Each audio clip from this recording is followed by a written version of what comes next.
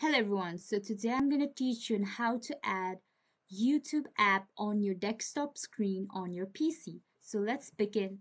Firstly, open your Google account and after that go to youtube.com. After going to youtube.com, you can see there is on the top right corner, click on it and you can see over there, go down and you'll find cast, save and share. This will make sure that you save or create a shortcut right over here. You can also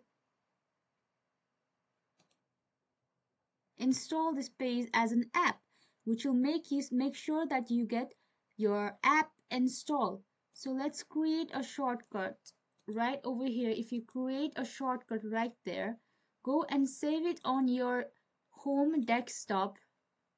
And there you go. You have a shortcut right in your desktop now. There you go. I hope you found this simple. Thank you so much for watching.